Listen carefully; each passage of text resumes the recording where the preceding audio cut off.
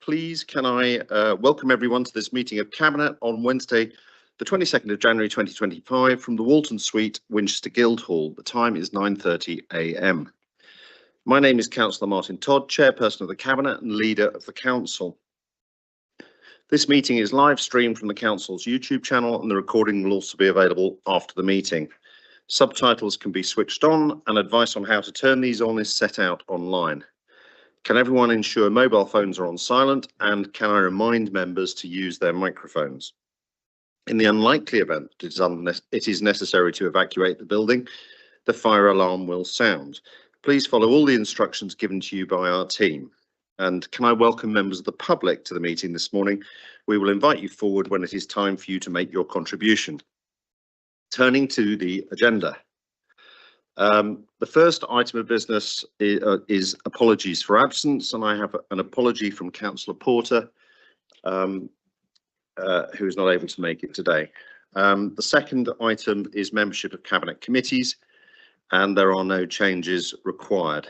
The third item is disclosure of interest, and I need to declare that I have disclosable pecuniary interest in respect of item 8 on the agenda due to my additional role as a Hampshire County Councillor. However, as there is no material conflict of interest regarding this item, I have a dispensation granted by the Audit and Governance Committee that enables me to speak and vote on this matter. Are there any other declarations of interest? Nope. In terms of requests from councillors to speak, I have a request from councillors Lee, Cremoyson and Bolton on item 8 and Councillor Horrell on item 9. The next item of business is general participation, and Mr. Tate wishes to say a few words. So would you like to come forward and make your comments?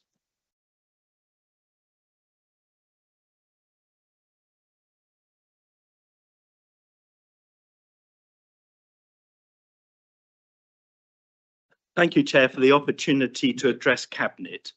Every single day I walk past 158 and 159 High Street, which are the two derelict and boarded up shop units opposite the Guildhall. 3 of the windows have been smashed in and chipboards securing the building. These properties have been owned by the council for around 10 years and have been empty for possibly 20. Although they didn't form part of the Silver Hill redevelopment, their future use was closely linked to the now derailed Silver Hill scheme. What I don't understand is why the council has left these listed buildings to deteriorate so badly rather than implementing the planning permission granted back in 2016 specifically for them and nothing to do with the separate Silver Hill planning application.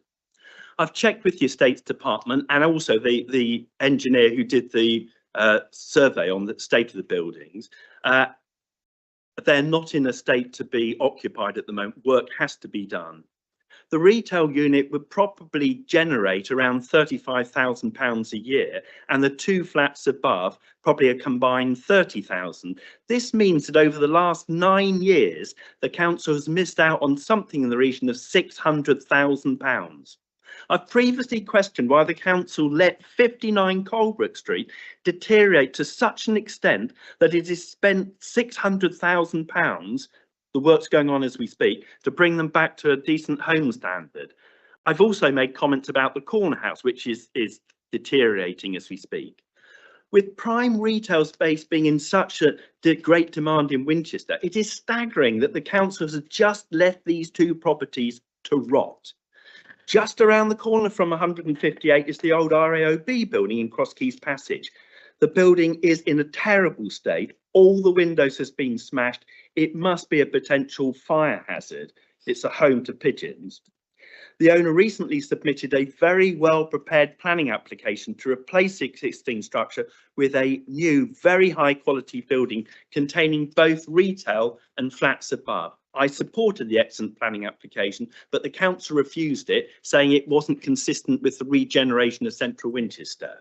We now have the excellent Western Farm shop, desperately like to see what's happening there. Parts of Winchester are rotting away and the council needs to make a decision. It could do with by starting to deal with its own property assets. Friarsgate's gone but not replaced. The bus station's gone, not replaced. River Park Leisure, I don't know what's happening there. The Barfield closed, Goods Yard. I hate to have to say it, but this feels to me like a significant case of dither and devey. Please do something to those shop units or sell them and let someone else care for listed buildings in a prime location. Thank you very much. Thank you very much. Thank you very much indeed, Mr. Tate. On the subject of, well, first of all, I'd just like to say that you identified an example of where the council has made a decision to refurbish a unit, such as in Colebrook Street. We are doing so and getting on with it, and I think it looks absolutely fantastic. I agree with you about the state of the RAOB, the old Buffs building. It is in a terrible state. I disagree strongly with you on the subject, that planning application. Obviously, that was a matter for the planning committee and not an executive decision, but on a personal level, I thought the proposal was completely ridiculous. On the subject of 158 High Street, well before I knew you would be speaking today, I issued an instruction to officers to deal with the plywood and the front of the shop front in order to bring it up to an adequate standard. As you say, it is not in a position where it is something that can be occupied.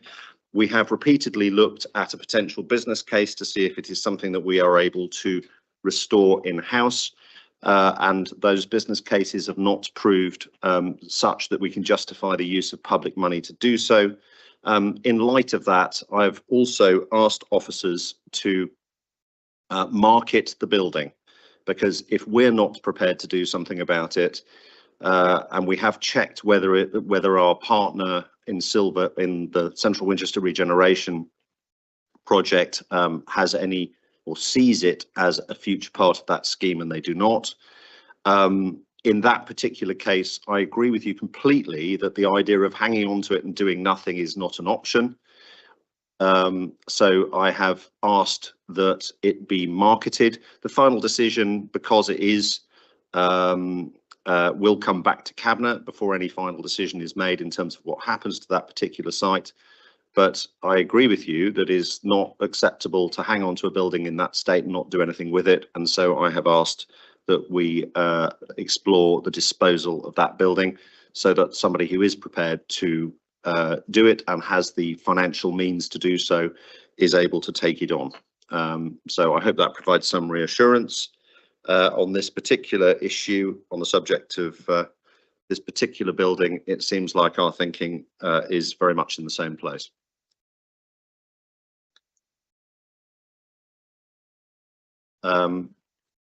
Moving on to the next item of business, the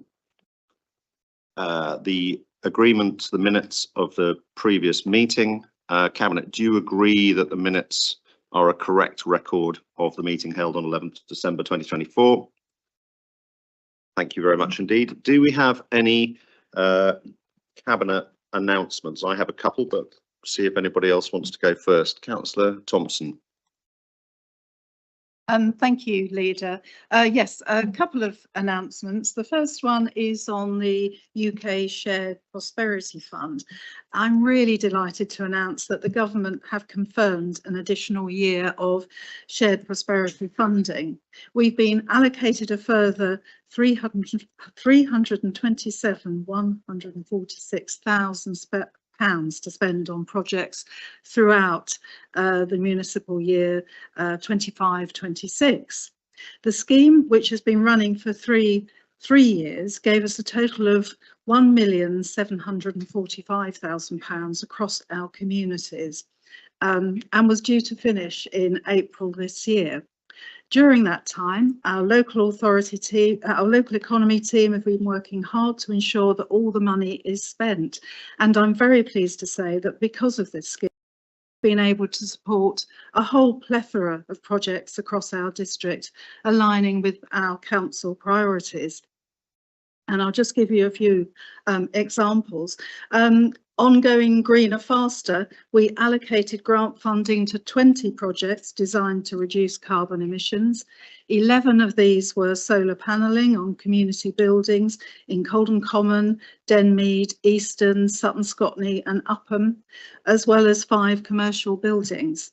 In addition, 7 EV charging stations were installed and 280 residents are set to gain qualifications in retrofit, alternative energy installation and digital communications through the Green Skills projects that we are running at the moment. We were also able to support our local economy, and funding went to 22 businesses working in the visitor economy, and also our education exhibition centres such as the Winchester Science Centre and Marwell Zoo. I raise these as examples, and there are very many more. But really importantly, these funds have also been used to leverage an additional £1,688,345 of private investment, nearly doubling the total project investment to £3,433,000 so far. £1,000 so far. The majority of call-outs for projects at each stage have been well oversubscribed, so there are still plenty of projects that we can support, and I'm really delighted that we now have the resources to fund even more of these projects, and I'm really excited to see what will come forward over the next year. Thank you. Thank you very much indeed, Councillor Thompson. Councillor Becker. Take out the mic. I'm really delighted that we are once again having half-term football during the upcoming half-term locations across the district in Highcliffe, in River Park, Wickham and in Whiteley, running every day and about an hour 15 per session and only £1 per child for each session. So a really affordable way for children to have fun and for parents to get the children out of the house for an hour or two. Booking details are on the council website. You do need to book because they are very popular, but very welcome to see this again. Thank you very much indeed, Councillor Becker. Any other announcements? I have a couple, or maybe 3 even. The first is I was at a meeting of the Partnership for South Hampshire on December the 10th, which discussed a couple of pieces of business of interest to members and to Cabinet. There was a discussion about the Bird Aware Solent plan, but Councillor Porter agreed that her decision day on December the 11th. But the other one, which we haven't had a chance to announce, is the confirmation that Winchester will be receiving £1.9 million from the local nutrient mitigation fund to upgrade our water treatment works. We also at that meeting confirmed the council's participation in a so-called agricultural reversal mitigation project at Stubbington, which is a sort of south of many of the authorities in the south of the county are part of that. The Solent programme for nutrient mitigation has now received a further £6.9 million. It was received on October the 30th. The Partnership for South Hampshire will receive details of the proposed programmes to go with that spending in March 2025, and I will report back on that. I would like to pay tribute to the Partnership for South Hampshire Head of Strategic Environmental Planning, who worked on all of this, Simon Kennedy, who has really done a great job for all the authorities across the region to put this programme in place and secure the government funding to support it. On this issue, the Solent has absolutely led the country in terms of the approach that it's taken towards nutrient mitigation. I'm very proud of our role in that.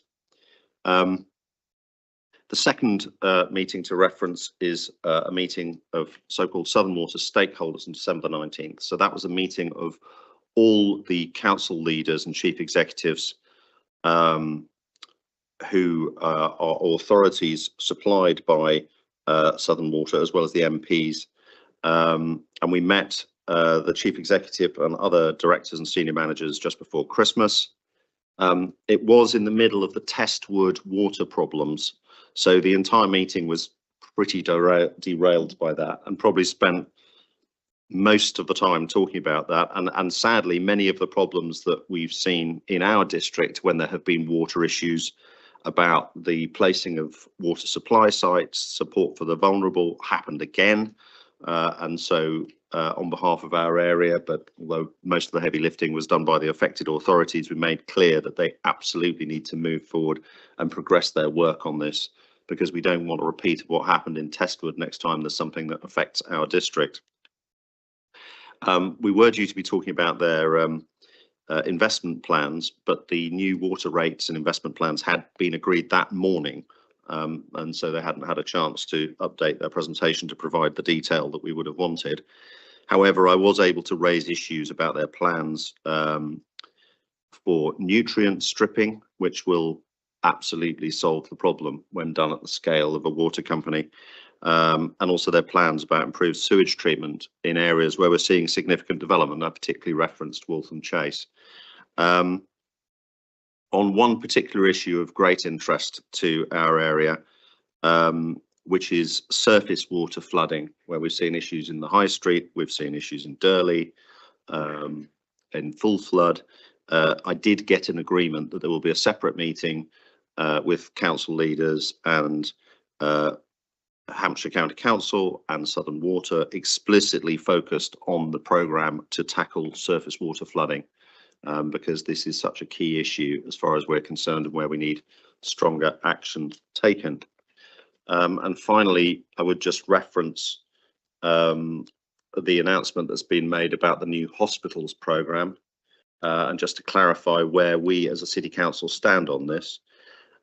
It's a huge priority for the City Council to support and enable extra investment in the Royal Hampshire County Hospital, but also in primary care and other NHS capital investment. It's very important that we don't see the investment in hospitals as the only investment that matters, because as an example, it's been a big priority for us to enable the St Clement's surgery, as well as improvements to primary care facilities in other parts of the district, such as Bishop's Waltham.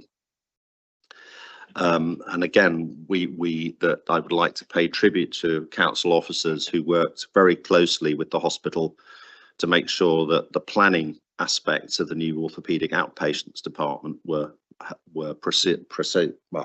processed at pace in order to enable that project to go ahead. And I was able to attend the topping out just before Christmas. It now looks like at least 12 years, possibly longer, before there would be any kind of new hospital. And let's not forget the associated investment that went with that hospital programme into the Royal Hampshire County Hospital. But it's absolutely the view of this administration that we cannot wait 12 years for investment in the Royal Hampshire County Hospital. We need to keep seeing investment in this hospital and the other hospitals that are used by residents across our district, to ensure that they have the equipment they need, the maintenance they need, and we will do whatever we can where there are NHS facilities within our district to ensure that we provide the support through the planning process to move ahead with that at pace. And there is, of course, the other issue which slightly ties into the question of local government reorganisation, which is that no amount of investment in hospitals can cover for the crisis in social care. So alongside a proper investment programme in the capital infrastructure that all of us rely on in our hospitals, we absolutely need the county council and the government to get moving and sort this out as an absolute priority. And personally, I'm not sure that waiting however many years it is for another report on the subject is at all adequate. Moving on to the next item of the agenda, and that is the parking and access programme. Councillor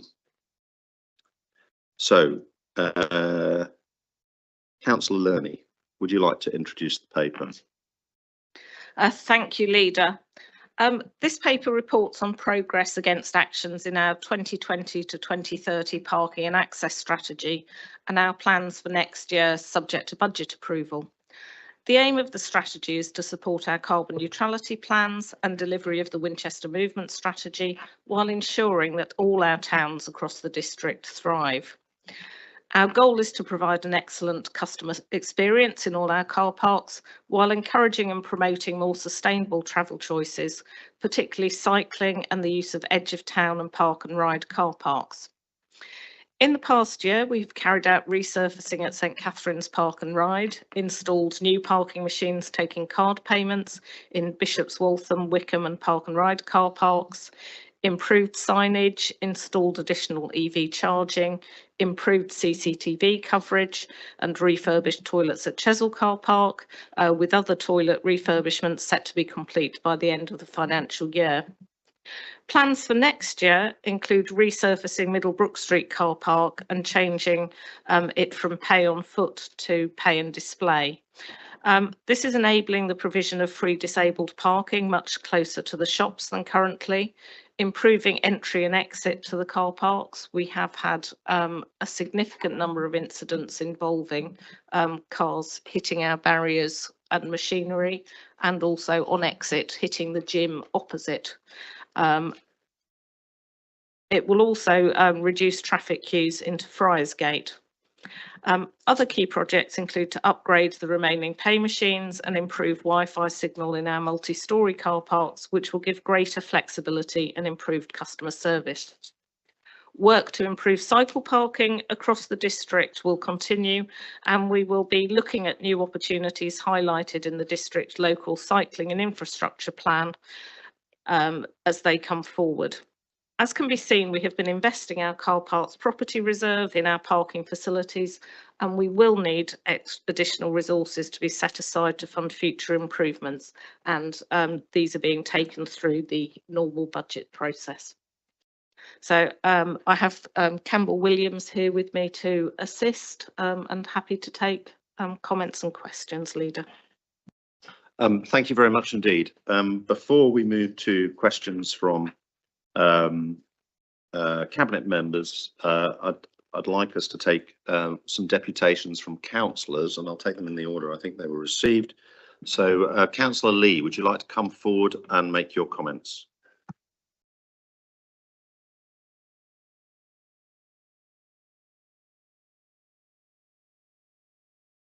Good morning, Cabinet. Thank you, Leader. And apologies, is this a bit halting and fragmented? I brought my wrong speaking notes. I'm doing some of this from memory. So I have some concerns about this very large budget programme and whether it fully aligns with the fast changing real world changes that we're seeing almost every day. This council faces the ongoing challenge of balancing economic, social, and environmental well-being across the Winchester City and the wider district, all while dealing with reduced funding and pressing nature and climate and air quality crises. The potential distraction of devolution and possible local government reorganisation further compounds these challenges. So I do wonder whether we are achieving future-proofing balance in these programme proposals. The first is, should this programme perhaps be pared back to the bare minimum for safety and compliance, allowing more funds to be directed to the more pressing opportunities, such as the need for more decarbonisation, air quality improvements, and nature and active travel? And is this programme fully aligned with the national policy? We all know that the UK is banning petrol diesel car sales by 2030 and hybrids by 2035, and there's a massive £1.6 billion investment in public electric charging points. So perhaps we should be reducing car parking spaces and exploring workplace parking levies and prioritising funding provision for EV infrastructure. So in terms of future-proofing investments, can car parking upgrades perhaps have fit to receive EV charging infrastructure, solar canopies, battery storage? And I'm thinking now of my own ward, Droxford Village Square, which provides a strong example of EV-ready provision. Can this foresight be applied more widely and consistently across the city and the district? In terms of cost-benefit analysis, has there been a cost-benefit analysis conducted on integrating battery energy storage systems and vehicle-to-grid capabilities to reduce costs and future-proof energy resilience and support grid decarbonisation. I'm not sure I'm seeing that. And very worryingly, the Winchester movement strategy and the car parking strategy is circa 2029 and 2020, which would suggest that it's not up to date to match the changes in legislation. In terms of prioritising active travel, could funds be redirected to accelerate active travel programs such as improved cycling and walking infrastructure to reduce car dependency more effectively? And on the procurement and future-proofing contracts, can I ask, will the contracts include measures to future-proof these investments to accelerate the issues that I've raised, EV adoption, improved air quality, and mitigate environmental impacts? On a specific issue, antisocial behaviour and unauthorised entry, I'm not sure I saw, or maybe it has been done, but it's not transparent. Why hasn't automatic number plate recognition been considered as a solution? I appreciate the upfront costs and the payback are different, but it would deter antisocial behaviour, enforce restrictions better, and reduce management costs. And I think the grid resilience and local energy support that is a consideration. Can longer stay car parkers have access to parking spaces to allow charging from integrated renewable energy systems and battery storage to lower costs, and support we know it's coming, the local energy upgrades.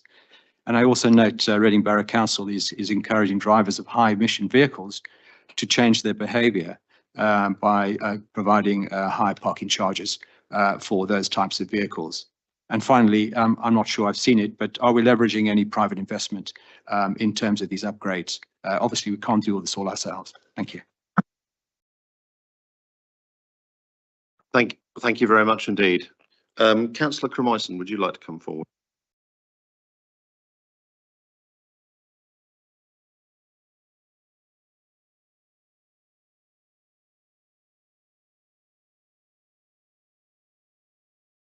Thank you, Leader, for your indulgence here. I've had a read through the paper, and with my superficial understanding of some of the items in there, my feeling is that these are, sensible and needed improvements for our car parks. However, I'd like to, I'd like to draw your attention to a needed park and ride that isn't referred to in the paper, though Councillor Lenny did refer to the importance of park and rides in her introduction. So I'm Councillor Steve Cremyson. I know all of the Cabinet know who I am, but perhaps the press don't. Representing the Worthies Ward, and I have the privilege of being chair of the Kingsbarn Forum. This brings together councillors from the County Council, City Council and the Parish Councils, who all have a stake in a major development of 2,000 homes on the north side of Winchester, being conducted by the developer Carla. Now, the developer is required to deliver a park and ride facility to serve the northern side of Winchester and the villages beyond. The park and ride at Kingsbarton is required by the Winchester Movement Strategy, developed and agreed by both Hampshire County Council and Winchester City Council. An effective park and ride would mitigate some of the extra vehicle movements that will worsen congestion further down the Andover Road around the Carfax Junction. The spine road through Kingsbarton, which will serve the park and ride and link directly to the city, has not yet been built. The legal agreements, the S106-278 legal agreements, state that this should have been adopted by the County Council before 650 occupations. Our most recent count is that there are between 650 and 660 occupations already. So where is this park and ride? Now, Lib Dem councillors have for years lobbied the County Council to use their powers to insist that the developer fulfils its obligations. It has, so far, that developer has failed to do so. We know that Carla have asked the County Council to extend the trigger point. So as yet, we have not seen a response from the County Council stating by how much and when will that mean the road will be adopted. A successful park and ride depends on several factors. In my view, the most important are an adjacent road that provides easy and convenient access and a frequent bus service, both needing to be more convenient than driving on into the city to park in one of the city car parks. The S106 legal agreement for the Park and Ride is between CALA and the City Council, and this too states that the Park and Ride should be in place and operational by 650 occupations. Now, this clearly will not be achieved. So my questions, and there's several, is what is the City Council's expectations of CALA, the developer, to deliver the Park and Ride? And what will be the new trigger point or date? When will the County Council need to agree the road details with CALA such that the City Council can define its Park and Ride specification to give CALA enough time to build the Park and Ride before the new trigger point? That question's framed to indicate that there are interdependencies between the City Council, the County Council and CALA, and it all needs bringing together. Given that CALA's lateness with the Spine Road has led to the Park and Ride being late, what community amenity is the City Council asking CALA to provide as compensation for not delivering the Park and Ride now?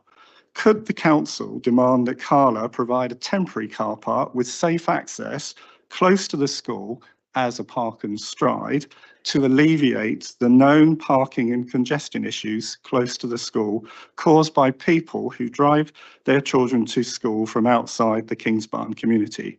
This could also serve the new CALA sales office, which CALA seem to be prioritising. Is the City Council still counting on the Kingsbarton Park and Ride to fulfil the needs within the Winchester Movement Strategy?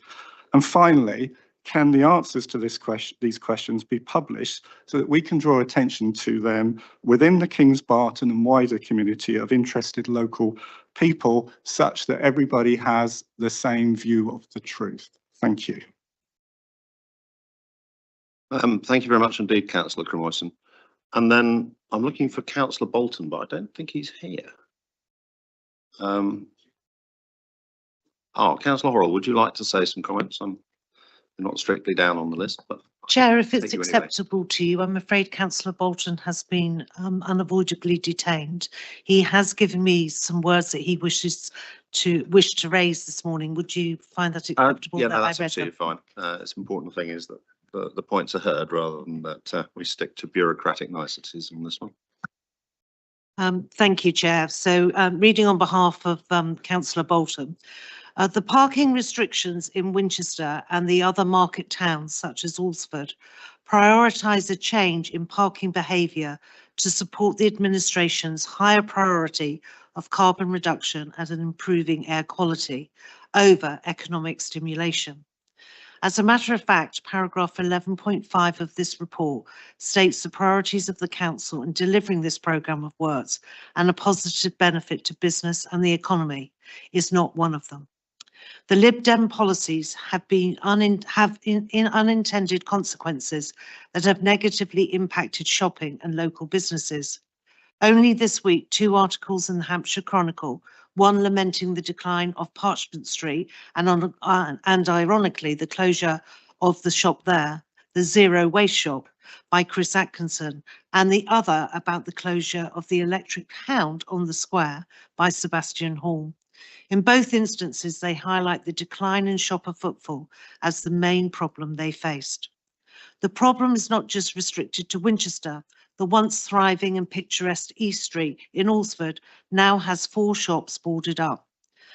I spoke to the lady who runs the newsagent, and again she highlighted the lack of available and affordable parking that has reduced footfall. As these business closures highlight the need for a more balanced approach, all these business closures highlight the need for a more balanced approach. By re-evaluating parking policies, promoting alternative transportation and enhancing the shopping experience, this administration can work towards a solution that supports both sustainability and economic vitality. It is essential to find a way to achieve the goals of reducing congestion and promoting sustainability without sacrificing the health of the local economy. Through careful planning and community engagement, this council can create a vibrant, accessible and thriving city and town centres for all.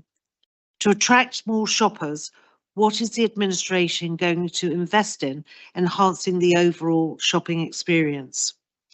Also, what are you doing to encourage more events and festivals, improving public spaces and offering promotions or discounts to draw visitors? By creating a more vibrant and appealing environment, the towns and cities can encourage people to visit and spend time in the commercial areas, even if parking is limited. Thank you. Thank you very much indeed. Councillor Lerney, would you like to respond to the points made? And I suspect Councillor Thompson may want to say a few words as well. Thank you. If I start with Councillor Lee's points around future-proofing and reducing parking spaces. Just this year, we've seen the St Clement's surgery built on what was a former City Council car park. We have plans to remove Friarsgate car park as part of the Central Winchester regeneration programme. We are also looking at parking around Station Approach and St Peter's car park. So certainly we're keeping to our commitment to reduce parking spaces in the town. But it is important, as Councillor Horrell mentioned, that we don't forget that goal of maintaining thriving town centres and encouraging footfall. Workplace parking charges are outside of our remit, as I understand it, although the potential for that was highlighted in the movement strategy. Clearly, the movement strategy is one of those programmes which I think will be affected by not only potential local government reorganisation coming down the track, but also by the dire financial state of the county council, which is reducing resources and making it harder, even when we as a council have money to invest, for us to get work done. We continue to look at solar canopies and EV charging, but those are being dealt with outside the existing parking programme, because we're looking at much wider opportunities than just our own City Council car parks for increasing there. Councillor Thompson mentioned that we have actually been rolling out EV charging in businesses in their car parks, as well as thinking about our own. In addition, the commercial landscape on this is changing. We will be producing a new EV charging strategy, but we do need to recognise that the private sector is filling in a lot of the need that we have at the moment. We are seeing increasing use of our own EV charging points, which is good, but they're not at a level where at the moment we're feeling that we have to provide far more at this point in time. And I think it's worth remembering that in some ways EV charging is a bit of a distraction for our goals around actually more sustainable transport. At the end of the day, people are still driving in a big car as opposed to walking, cycling or taking the bus. And we mustn't forget our overall traffic reduction goals, which do after all make our streets much more pleasant to walk through for the shops to be visited, particularly on side streets, which are still trafficked. And I think we need to keep that in mind. The new parking machines will give us the ability to look at variable parking charges, as they do require people to type in their number plates. We can link to systems which allow the variable charging that they're introducing in Reading. I think when we get all of those machines in place, we can think about whether we want to go down that route. It is certainly something that Councillor Todd has flagged up in the past as a possibility. Councillor Cremoyson raised the issue about the Kingsbarton Park and Ride. Development at Kingsbarton was given planning permission in 2012 and plans drawn up for the 200 space Park and Ride Light car park referred to in those plans in 2014. So since then, an awful lot has changed. The Winchester Movement Strategy has been agreed with a requirement for a significant increase in Park and Ride, and development is being proposed at Sir John Moore Barracks. As it stands, however, the Park and Ride at Kingsbarton is the only agreed new park and ride site in the north of Winchester, and it is absolutely essential to reduce traffic coming into the north of Winchester, given the additional road pressure created by the residents of what will be 2,000 new homes at Kings Barton in the north of the city.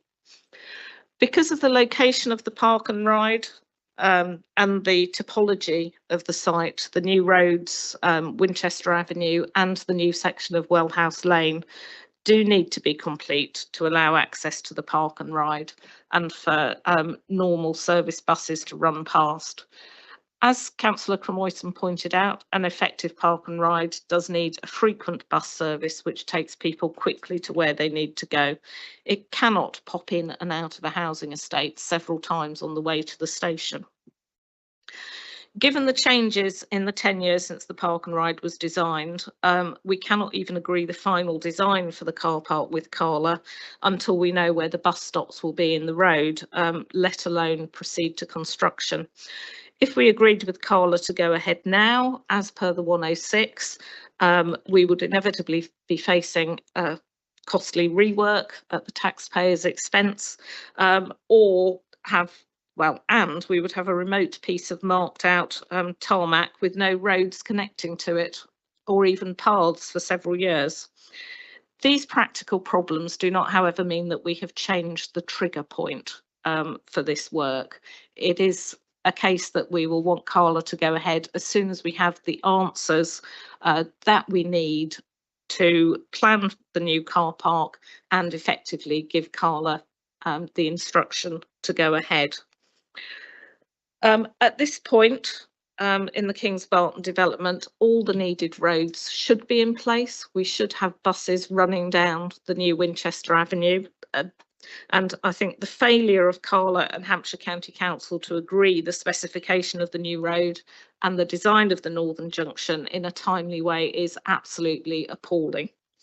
It affects not only the park and ride, but the provision of all amenities, the shops, pub, community building, and parking for school drop-off, which was specifically referred to by Councillor Cremoyson.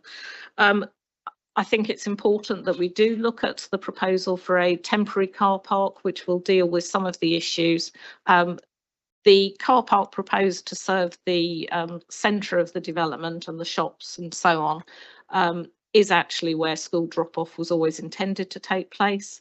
And I think there is no reason why some work couldn't be done, even if it's not the final car park, to create a car park on that site.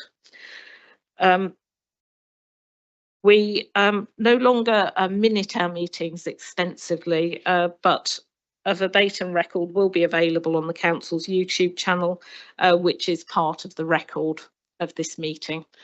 So Councillor Cremoyson will be able to point residents in the direction of that, where they will be able to hear what's been said on the matter. Moving towards Councillor Horrell's points.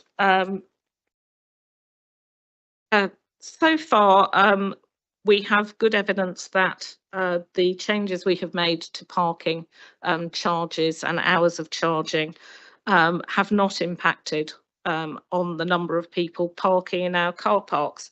For Q2 of 24-25 compared to Q2 of 23-24, which is a period where we had no further changes in our car parking charges, we generated 2.5% more income, which demonstrates an increase in parking. While the growth in income is good news, the distribution of the car parking in the light of the City Council's aspirations is also good news. The greatest increases during that year have been in the park and walk car parks, which were up 9.5% in terms of income, and the park and ride car parks, which were up 4.5%. There was a small increase in city centre in the central car parks. So I think we can demonstrate that we are maintaining a good parking service which people are using, and not driving people away from parking in the town, but adjusting some of their patterns of behaviour, where they park and whether they choose to use the park and ride instead of parking in the centre, which is absolutely in line with our intentions when we made the adjustments to the parking scheme. I would say that footfall in side streets is likely to is normally increased by encouraging people to park further away and walk through. Certainly, it's very hard for people to shop while they're sitting in a car going down the street as opposed to walking down it. I will, though, hand over to Councillor Thompson to talk a bit about footfall and the shopping experience in our towns. Thank you very much. Yes, just a few words about footfall. I've got the latest figures for November and December, which we will be looking at the monthly bid board next week. And it does show that, in fact, November was the busiest month, with 286,000 visitors during that month, which was an increase of I can't see what the percentage increase is. Anyway, that was our busiest month of last year. December was slightly down on that, but it was still 1.2% increased on the same month in 2023. So we are actually improving our footfall, and we are doing really well in comparison with other towns and cities of a similar size up and down the country. Overall, the footfall across the UK showed a decline, a steady decline, but in Winchester we were still bucking that trend, and we had less of a decline than other areas. The data also shows that people are coming from further away, and that crucially dwell time has increased, and actually that was one of the things we were really keen to do, that people could come to Winchester and spend more time here, and therefore they would spend more money. And I believe that's because we do have more things for them to do. We have fantastic historical sites for them to see, and we've also got events going on at the same time. The other piece of information to pass on is that the impact on the local economy. Local hospitality and retail outlets reported no change in their total sales, both in-store and online, compared to a year ago.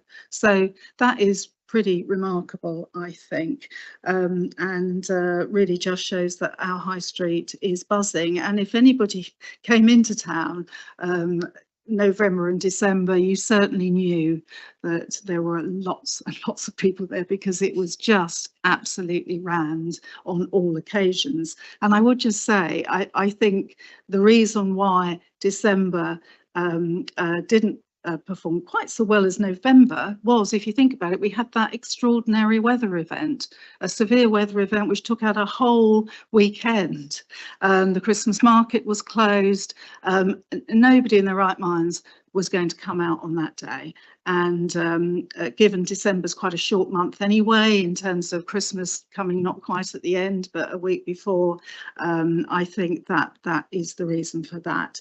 So all in all, I think our high street is doing remarkably well.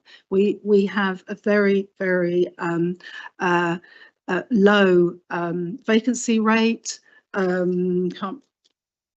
think it's about, I think it was even down to 5% at the last bid board meeting that we had. And actually that discourages, it's difficult then for businesses to move into different premises of different sizes. So we're almost getting to that point where it really is a bit too low, but we are doing remarkably well on that front. And again, we are so much better than the national average, which is about 13–14% vacancy rate in high streets. Parchment Street, I agree. It's a real shame that they've lost a couple of independents, and some of that was due to our friend Brexit, the gift that just keeps giving, which started with Forme moving back to Italy, and then the retirement of the people running the picture framing shop. Events and festivals. We have lots and lots of events and festivals taking place throughout the district. The cultural strategy has an events and festivals a group that in fact met yesterday. I wasn't able to be there, but it is absolutely buzzing with ideas. And this year we are going to see a new garden festival, which I think is really exciting. It's going to be in the summer, and it will run for a week. And I learnt about that on Friday. It's going to be absolutely amazing, and that's going to be yet another great event to attract people to our town here, and also our market towns throughout the district too. Thank you. Thank you very much indeed. I think it is also perhaps worth noting, because we didn't talk much about Alresford. We're going to be building a new car park in Alresford. And it's important to note that we have increased the amount of parking in the city and increased the amount of parking in Alresford, but we've done it away from the centre. So we're building a new car park in Alresford, and we built the new Barfield Park and Ride and the new leisure centre parking, which are net, even though we've been closing car parks in the centre or reducing car parking in the centre, net the amount has gone up, and when that is one of the things that has contributed to our strong footfall. I would say, as far as Alresford is concerned, there has been concern about the County Council's crackdown on street parking, which some businesses believe may have affected them, although you can still park for 1 to 2 hours at very reasonable rates. But to put it mildly, views are split on this, and a large number of people who want to be able to pop into Alresford in order to go shopping there are now able to find a space on East Street, West Street, and the Broad Street in a way that they didn't used to be able to before the county started enforcing so strongly. So I think arguably that the overall picture in Alresford is now going to be working better, in the sense that we are providing off-street car parking slightly away from the centre, and the type of car parking that local community wants on street, which is the ability to pop in and stop outside shops, is now more available than it used to be before. I believe it may be possible. One of the things that is outlined in the council plan is that we take a view of what's going on in all the places across the district, and if there was a way of getting hold of Alresford footfall, I think that's something we should be looking at doing. So, and actually the other point of investment, which is one of the lines in terms of how we use car parking income to support our centres, a very obvious thing is that all the public toilets that are linked to car parks are currently being upgraded and invested in addition to the other investment the City Council is making to improve the car parks in the centre of Winchester, and indeed the centre of our other market towns as well. So we are very serious about supporting local business and local footfall. So next, so Cabinet, do you have any questions about the paper in front of us today? Councillor Becker. Thank you. It's a question of clarification in relation to the Wi-Fi signal. There's a payment, there's a cost referred to in the last year's plan for 20,000, and then there's a comment to say that work hasn't yet been completed, and then there's for this upcoming year's work, there is reference to the work to be done for the cost of 40,000. So I wondered if that 40,000 included a carryover of that 20,000 in the previous year's table, or whether it's an additional 40,000.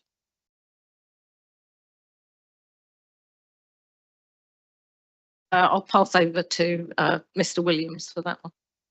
Okay, thank you. Yeah, so the intention is that we do, I think Tower Street is aiming to be done before the end of this year.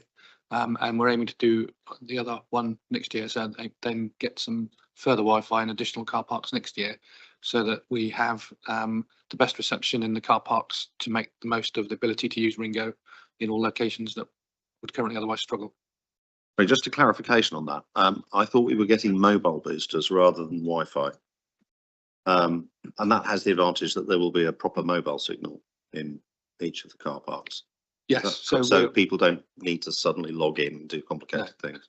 So yeah, we're getting, one of the reasons we haven't done it quite yet is because we're still working with the IT company to get the surveys right, to get the right bit of kit. So what you're after is what's delivered. So that's what we're heading for. Yeah.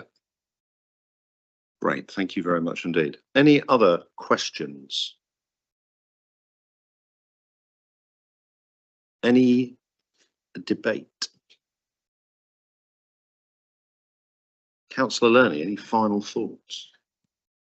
Yes, there was one thing which I didn't pick up in my response to Councillor Lee, which was around using parking income to look at improving bus services, which is part of the our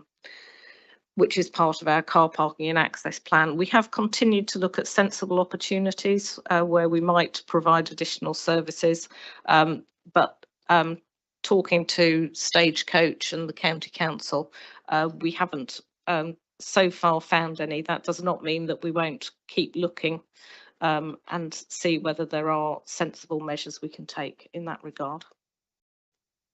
Thank you. And actually, the two other points while we're here, might as well sort out. He made a reference to active travel. That's something that I think will be featured in the capital programme that comes forward at the next cabinet meeting, because obviously we're looking at other sources of funding for that as well. And the point about private investment to support our investment programme, well, normally people will want a bit of revenue in response to that. And in practice, we are using private investment to improve our car parks through EV charging, precisely because there is a business model there for the providers in order to get a revenue out of making the capital investment. I think our intention would not be that we give up some of our parking revenue in order to do something similar for our main car parks. And it's more financially, it's better financially for the council for us to keep that revenue and do our own spending rather than seek to give up some of the revenue to leverage in private investment. Is that?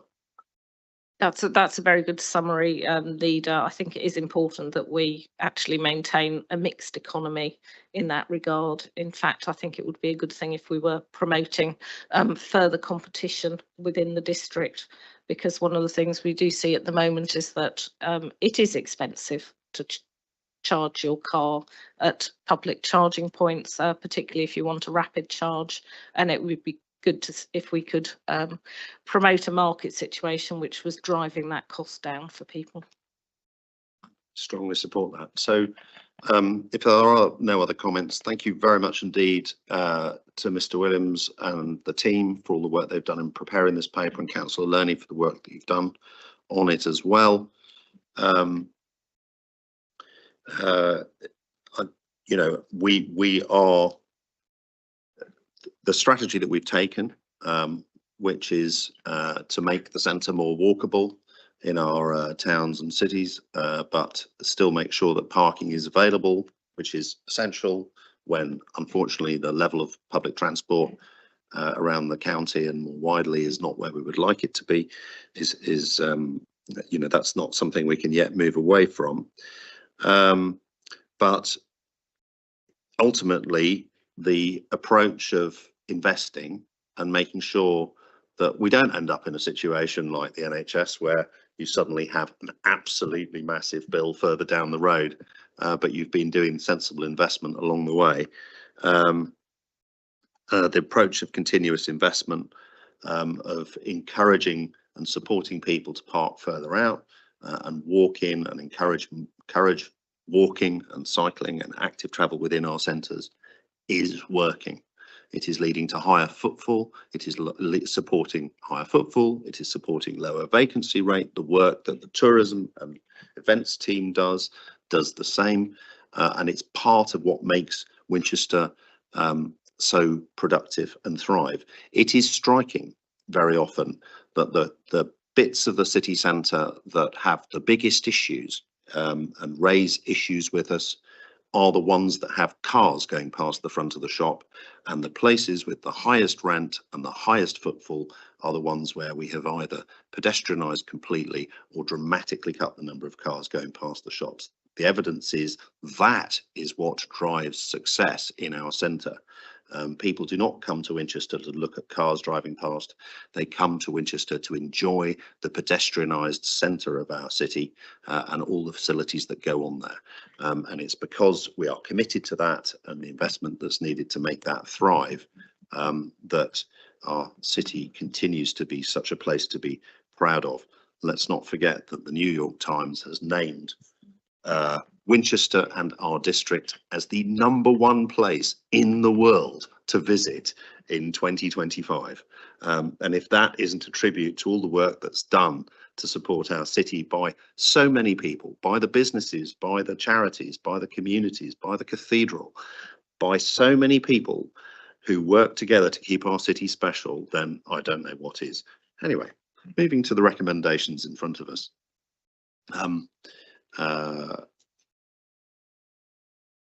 We have 4 recommendations in front of us, which is subject to full council approval of the budget and capital investment strategy in February 2025, improve the expenditure of 1,180,000 for the car park major works programme outlined in Appendix A, to note the expenditure plans contained within the report and that these will exhaust the resources currently available and require additional resources to be set aside in 25-26, delegate to the head of programme and place, in consultation with the corporate head of asset management, the cabinet member for climate change, the authority to make minor adjustments to the programme and to agree to convert Middlebrook Street car park from pay on foot to pay and display, which we didn't discuss at great length, although Councillor Lurney laid out the reasons for that in her introduction of the paper, but the fact that nobody wants to argue about it suggests we all agree with that.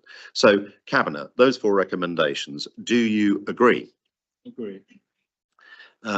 Thank you very much indeed. We now move on to the last item on the agenda, which is to note the future items for consideration by Cabinet as shown on the February 2025 forward plan. I'm not proposing to go into great length to introduce this, but I know Councillor Horrell would like to make some comments. So would you like to come forward and make those comments?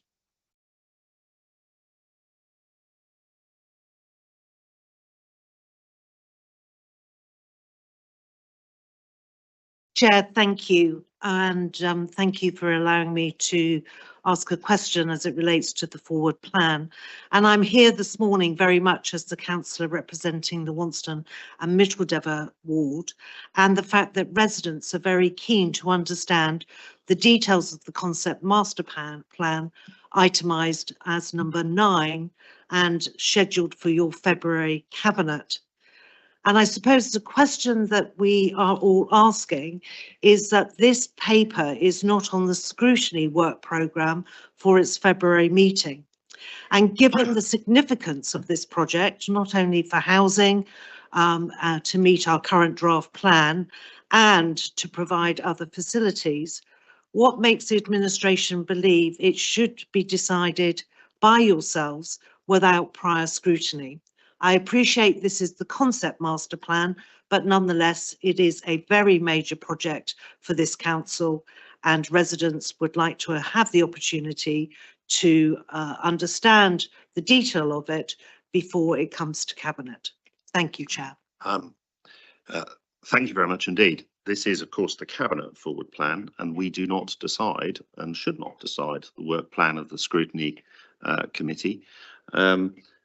Although I do know that the next meeting that they have is absolutely rammed with all the financial papers that relate to the budget.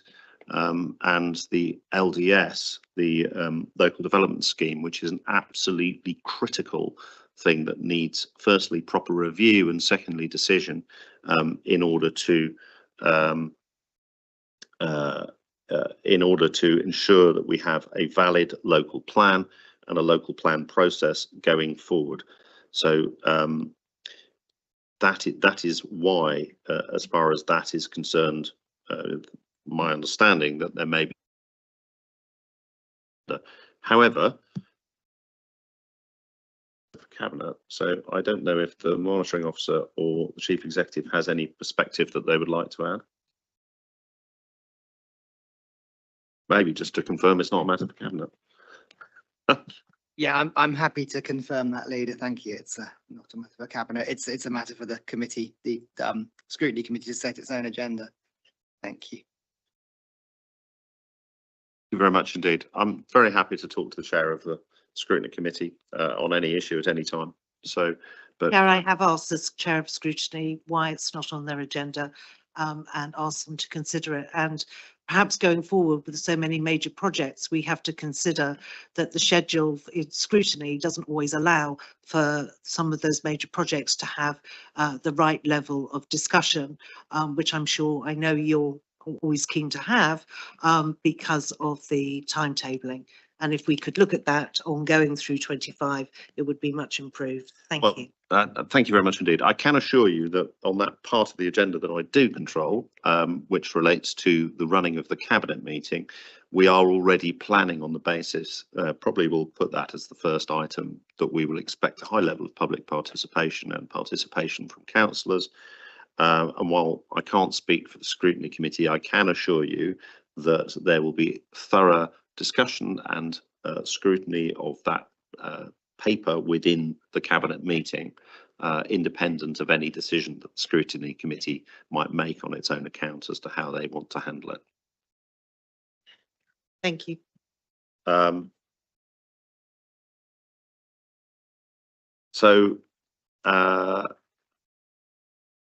Cabinet, all we have in front of us as far as that particular item is concerned, because it is a record of things that are coming through our committee, is that we should note it. Are you happy to note the forward plan in its current form? In that case, I think we've handled all the business in front of us today, and I declare the meeting closed.